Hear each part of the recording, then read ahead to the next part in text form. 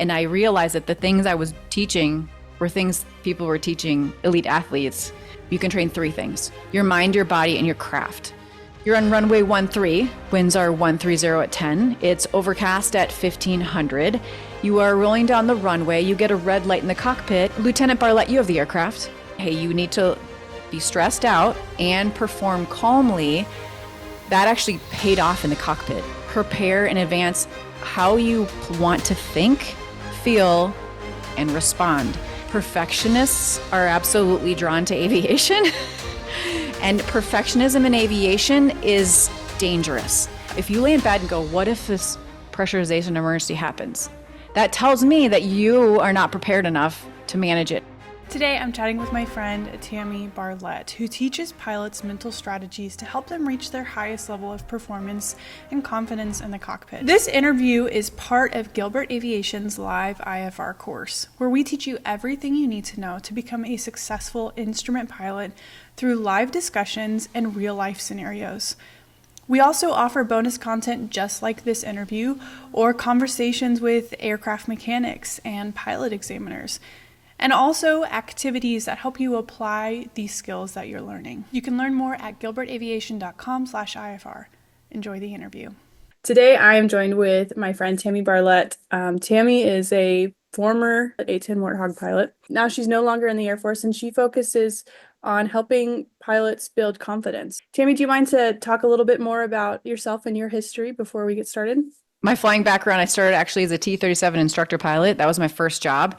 And that's where I learned that I loved teaching. It was so much fun and it was so rewarding. Then I went on to fly the A-10 Warthog, and then I had cervical spine reconstruction in 2006. So I flew unmanned platforms for a while, the Predator and the Reaper. Then I got an exception to policy, went back into the high G environment, and I spent my last 6.5 years instructing in the T38. And I realized that the things I was teaching were things people were teaching elite athletes. And the same strategies were strategies I had used on my own, just not even realizing it. So I just went and spent a lot of time researching that content. And so I could take even more tools and tips and bring it into the aviation community. Why do you think that that's something that has been embraced in athleticism and sports and not aviation? I'm surprised that there's really nothing out there yet. I can't really say why. The bottom line is my tagline for my business is because you can't just pull over on a cloud. And if a golfer or a swimmer or a football player can benefit from training their mind, then pilots absolutely can. It's not like you can just walk off the field and be like, I'm done, I need a break. Things that stress you out are going to happen, and you need to be ready and capable of handling all that. You know, you focused primarily on training military aviators, and now you're working more with the general aviation community. What are some of the things that you teach that were super effective there that you're also bringing to the GA side? Michael Gervais says, he's a sport and performance psychologist, you can train three things: your mind, your body, and your craft. I like to say your craft is your skill set. Pilots do a lot of training on our skill sets, like whether it's systems and how to fly and what we need to know and switches, all that stuff. We do all of that. We train our bodies. And if we don't, we at least intellectually understand that that matters. But what a lot of people don't separately train is their mind. And it makes a significant difference. Officially, there wasn't anything in the Air Force when I was there, but I think one of the things, the biggest thing that they taught me, and this is kind of a mental performance area, and I wasn't intended to be that way, I don't think, but was our emergency procedure training. Kind of sets you up to mentally handle it better. And that's simply because they put us in massively stressful circumstances. And granted, it was social, meaning I was standing up in front of all the instructors and all the students. If you can stress people out in some sense and show them that, hey, you need to be stressed out and perform calmly, that actually paid off in the cockpit. Before I'd ever had an emergency, I thought, I don't know, am I going to do this right? Everybody questions that, right? We're like, I don't know if I'm going to remember what to do. But because the training was so regimented and there was that impression of like, how do you want to think, feel, and respond is the way I like to say it. I was, whenever emergency happened, like, boom. With only one exception, that was the day that I was so tired I probably shouldn't have been flying. But I still responded safely. It just wasn't my best. So would they just like call out your name and say, hey? Yeah. In the mornings, we'd have our morning brief and like time hack boom to the second. And I went back before, like we literally had to call the Naval Observatory master clock and get the time instead of using your cell phone, right? So we were like, hack. It's 0800 or 0600 or whatever. We start our briefing, we do the weather, and then it end with one of the instructor pilots standing up front. All the instructors is sitting in their desks. The students are in front. We have all our like in-flight guide checklist ready to go. And the instructor would be like, okay, you're on runway 13, winds are 130 at 10. It's overcast at 1500. You are rolling down the runway. You get a red light in the cockpit. Lieutenant Bartlett, you have the aircraft. And I'd have to stand up. Roger, I have the aircraft. I'm going to maintain aircraft control, analyze the situation, take the proper action, and land as soon as conditions permit. I'm going to maintain aircraft control by blah. And I would say what I would do. I'm going to analyze the situation. And time essentially stood still. You want to fast forward because you know, like you'd honestly maybe be dead by now if you didn't do anything, but time kind of stands still. So you talk through what are you thinking? What are you looking at? What questions do you want to ask? Like, where are you looking? What red light could it be? Is it a fire light? Is it just some other random light that went off? You know, because they play those games, right? What are you looking for? And then step by, I'm going to take my left hand and I'm going to pull both throttles back to idle. You know, I'm going to execute the abort. The bold face is, and I mean, it was like in detail. And if you screw it up, not only is everyone watching and you feel stupid because we're very impacted by what other people think, right? It's just human nature. They say, Lieutenant Bartlett, sit down. And if you got those two words, sit down, you are not flying that day. No one wanted that. So yeah, very stressful. You know, it's interesting when you said, time slows down, right? Because you need time to say all of those things because speaking them out loud takes longer than your brain would actually mentally run through the processes. It kind of reminds me of, did you ever play any instruments as a kid? Mhm. Yeah. So, when you're playing an instrument and you're learning a new piece, you focus on your form and playing each note correctly, but much slower than the actual piece will be Right. when finally conducted. And it kind of made me think about that, hitting the notes precisely in the proper order with the proper flow. Well, it's how we get to that speed, right? Right. And then also doing it under the stress. Wow. So that is interesting. I wonder if anyone realized that was, I'm sure, but maybe it wasn't Probably. realized Yeah. that stressful situation prepares you in a way for the actual emergency. Yeah. I mean, I think that the intent was the steps, and put pressure on you and have you complete it under stress. But and I think that it would had bigger consequences, positive consequences than anyone anticipated. And I think that had we known that as lieutenants, we would have been more inclined to be like, okay, let's do this. Like it was usually like, oh, we got to stand up today. Oh, really? But it was it was such good training. In the civilian world, to become a CFI, you have to understand the emotional and needs of the student and their motivation and their stress level. And basically, our job is to maneuver around that. But it sounds like in the military, a lot of the training is making the student prepare and maneuver themselves around their own feelings. I will say that there was no, at least when I went through instructor training back, it was 2000, so a long time ago, there was no, specific training on how to manage your student and their emotions. I think, and especially in the military, it's kind of like, there's no crying and flying. You suck it up and you do it. And if you can't do it, you're done. And that's, I think, part of what I was trying to get away from as an instructor. I am not, don't misinterpret this. I am not saying we should coddle people, baby people, anything like that. That is not what I'm saying. But there's so much more potential in students when we manage them properly, meaning I need to adjust my instructional style based on the student, their needs, and how they learn, for whether it's that day or that student or whatever. Again, not babying them. That's not the answer. But I think too many instructors have one way of teaching and they expect their student to adjust their learning style based on the instructor. And I think that shows a lack of instructor wisdom and experience maybe. But I think it's important that we pay attention to the students where they're at. Like if someone is early on in flying, I don't think there's anything wrong with, not only do you coach them along with the steps and the processes, but you can be their confidence coach. You get them closer to solo, then yeah, you need to start being quiet. You need to start you don't need to be mean, but you can be quiet and more like pointed and make sure that they're ready and they can handle it on their own. But there can be room for all of that. You don't need to just be like do this now, do it right, and you should know everything now. Like I think that's wrong. I agree. And I think also, as you were talking, I was thinking that it's probably a difference in mission, where the military, you're training aviators to be very mission oriented. And in the civilian world, it's more of a customer service that we're providing. So playing a little bit more to the student and their needs is a way of retaining the student. But True. there's probably a mix between the two that would help build confidence for the student and also teach the instructor to have a little bit of empathy as well. Right. And there's one of the things I'll teach in my course is not all students have great instructors. Some of them are stuck with whatever one instructor they have at their little flight school, and they don't brief them, they don't debrief them. And so, I teach my students, like, if you have that instructor, first of all, see if you can find someone that's a better match for you and would advance your training quicker. But if this is all you got, at least, have a plan for yourself. So you talked about us military being more mission oriented. And yes, in the sense of like mission, absolutely. But anyone can make something a mission. So, and you can have objectives for that day. And I know you teach this way too. What are your objectives that day? What are we working on?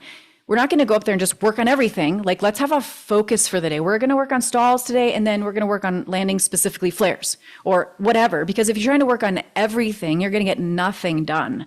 But I think even in the civilian world, even if you're flying your friend to lunch at another airport, you should have a mission. My mission is obviously to get there safely, have fun. Like, what contributes to that? Because when you come back and say, hey, were we safe? Did you have fun? If no is the answer to any of that, then you dig out why. And you don't just go with the first reason. You go, well, why did that happen? Why? You can debrief anything and you'll be a better pilot every single time. And also, along those lines, not just the debrief, but the briefing yourself, which I think can get into emergencies. Every student knows they should always be expecting the instructor to pull the throttle to idle at any moment, and then be prepared to pitch for best glide and find their landing spot and all that. How can we use some of those pre-briefing strategies to prepare our minds for emergencies? There's a couple of things you touched on there. Obviously, preparing step by step, right, for emergencies. And I think that's important. And there's something else I want to address once I get done with this piece, because it's something I learned from me and a student came to a conclusion this a couple of weeks ago. It was really interesting. But going back to the preparation piece, like, you can prepare step by step the switches and what you need to do, but it's really, really important for your mind that you prepare in advance how you want to think, feel, and respond. It matters because if you prepare mentally how you want to respond, no matter what emergency happens, even if it's one that you didn't expect or aren't as prepared for, you'll be more mentally capable of handling it calmly. If you've thought about how you want to respond, the idea is you put yourself mentally in that space. Like, what do you smell? What do you see? And I'm not talking, you don't even necessarily have to do all the switches in this point, but if you want to prepare for how you want to think, feel, and respond, put yourself there and then bring those emotions, find a way to grab those emotions and go, okay, I want to be confident. I want to be, and then so when you have that emergency happen, you're more likely to respond in a way that you've prepared. And a lot of people don't think about that. Because if you don't keep a calm mind, you may not hit the right switches. How can people picture that though? Because a lot of people haven't been in stressful or quite that level of stress. Do they need to be kind of thinking about when they've interacted with those high level situations before? Should they refer to those previous experiences to help them understand how they might respond in these emergencies? It is really good information. So typically, if you have a stressful situation, whether it's flying or not, we tend to respond the same way. So if you know that, like, for example, I know that when I'm driving, I have a tendency to, like, people, before I train myself, knee jerk, like there's something in the road, you want to like swerve. I've mentally taught myself to, hey, pause, and I tell my kids the same thing, because you don't want to react, you want to respond. And if you don't think about it in advance, you're going to react versus respond. So how do you do that? Like, knowing that I do that, I'm like, okay, I'm going to pause, because I would rather take the little bunny than the semi on the other side of the road because I'm jerking to avoid this cute little bunny. I mean, I know that sounds kind of a silly example, but it's how our brain operates. And if you don't think in advance how you want to respond, I mean, I was talking to somebody the other day, he had an emergency where he basically had to crash into some trees. And he was a very experienced instructor. And he said, one of the biggest things people do is that fear kicks in and they stall the plane out, right? And it's the stall that causes more damage and maybe kills them versus just flying it, like keeping it flying into the trees. He's like, that's why when he had that crash, he lived. If you think in advance, like, hey, people have a tendency of doing X, I'm going to avoid that. And those things kind of help. There was something that you also wanted to share about something you learned with the emergencies. There was a student in my class who's taking the class, and she was talking about how she felt she's a grandma and she feels kind of guilty flying. She's like, I'm not really sure why. I feel like maybe I shouldn't be doing this because what if something happens to me? And she also has a younger daughter. So she has all these people she's living for. I said, you know what, this is the thing. You're being such a beautiful example of someone who's living life and going to do things. And we discovered that whole idea was a cover up for her lack of comfort with emergencies. Because what we discovered was that she had this idea that she shouldn't be flying, but it was really because she was a little more fearful that underneath, more subconscious level, that she didn't know her emergencies well enough that if they happened, something was going to happen to her. Perfectionists are absolutely drawn to aviation. And perfectionism in aviation is dangerous. We definitely need to battle those perfectionist tendencies, which is something that I also teach on. But a lot of times people who are perfectionists don't want to go through the emergencies, especially with other people, because they're afraid to show their faults. And, but I'm not going to do it perfectly. Well, no, you're not. We're going to learn. We're going to figure out where do you need to focus more? Where do you need to pour energy? And we just had to get her over her fear of like just doing an emergency wrong with an instructor. That's why instructors are, that's why we're there. Like, let's figure out what you need more of and how we can help you feel comfortable. Because she's like, okay. So she put together a plan of like, I'm going to do these emergencies on these days. And then she's going to flip that into her like regular flying. She said, every day I go out, I'm going to cover a different emergency. Reflecting on my own experience, I was flying a single engine turboprop, and I didn't really have the opportunity to do the pressurization emergencies, which is what scared me the most. Transitioning from, a light piston aircraft that's not pressurized, didn't even have oxygen, going now into the flight levels, that was terrifying to me just because of the fear of the unknown. So it wasn't until I was able to get into a simulator and, see the messages, the caution and warning, and put the mask on and practice all of that. And I realized, it's not really, at least the scenarios that we did, it's not that big of a deal, right? You just pull out the checklist and run your checklist. You do your first initial memory items. And then from there, you just get trained for it and then do your training. So, that brings up something else that I think could be really helpful to those watching this, is you would ask me, like, how do you, if you've never experienced some of these, these emergencies, how do you know how you're going to feel? I would say one of the things, whether it's in life or in flying, whatever keeps you up at night. So when you're laying in bed going, oh, what if this happens? Those what ifs are always the things you need to focus on. So if you lay in bed and go, what if this pressurization emergency happens? That tells me that you are not prepared enough to manage it and haven't thought through. And that's exactly what you did. You solved that problem. So whatever that what if is in, people who are listening, their mind, that's where you need to start your focus. Whether, again, it's in life or it's in flying, go, okay, and then go through step by step in detail what you plan to do if that thing were to happen. So let me give you an example, and that's a non-flying example, why this matters. So I do a lot of virtual presentations. And one of my fears has always been, what if I lose my internet? And so I can sit here and have half my brain going, am I going to lose my internet right now? And not really being in the moment when I'm giving this presentation. Or I solve the problem by, I literally record the whole entire presentation in advance as if I'm giving it to these people. I put it on a private YouTube link. I send that to the people. And I say, hey, if you lose me, here's the presentation. So it's solved, and that stress is gone. So you can do the same thing in aviation, in life, but. as perfectionists, we do have a tendency to have those what ifs and run towards them and try and solve them. And we could have a huge conversation about just perfectionists and how they're formed and how it's deeply rooted in shame and vulnerability. But you can listen to Brene Brown's books also to get that figured out. So this was the first third of an interview that makes up some of the bonus material for Gilbert Aviation's IFR course. At Gilbert Aviation, we are dedicated to elevating your aviation education experience. Our IFR course is live and organized, and I use a structured syllabus to help us walk through all of the information that you need to be a successful instrument pilot. From privileges to procedures and real-life flying to weather decision-making, you'll learn everything you need to know to really fly in the National Airspace System. Because the course is live, you can ask me questions as they come up, build relationships with other aviators just like you, and be part of an aviation community. Our next course is starting soon, and you can learn more about it at gilbertaviation.com/IFR. And a little bit more about Tammy. Tammy is introducing some really valuable concepts to the world of aviation education. Her teachings have changed the lives of aviators by helping them build confidence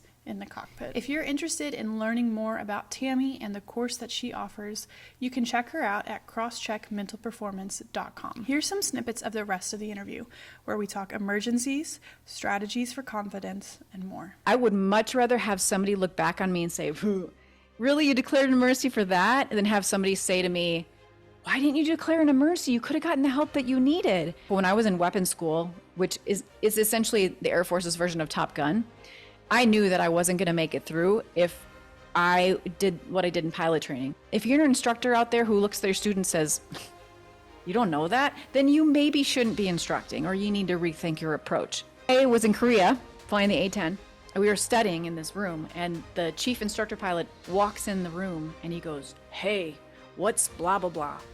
And I instantly knew the answer. But in standard perfectionist Tammy fashion, I was like waiting to see it in the book and like know for sure it was right. And I hesitated. And meanwhile, the guy sitting across from me confidently said an answer. And I looked at him and I thought, well, that's not right. That is totally not right. And it dawned on me. I was like, gosh, that is what people are doing.